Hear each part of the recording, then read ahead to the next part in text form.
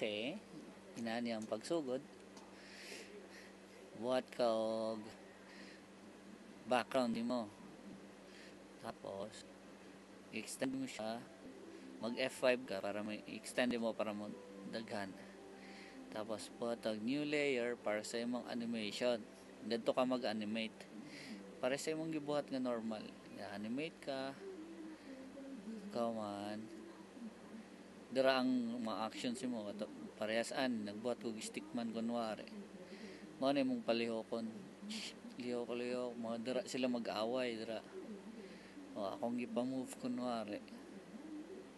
Basta sa tanan sa nasa layer 2 nimo ibutang tanan mga action tanan nimo mga boxing mga pangbuhat dira nimo ibutang tanan. Kaman. For example human na ka sa first stage nimo dito na ka sa second stage. Magbuhat ka karon og second stage. So i-delete nimo ang first stage. Katapos second stage. Ang background nimo magbuhat ka karon og background. So kunwari magbuhat kog circle na background. Mo na ang akong second nga background. So from the start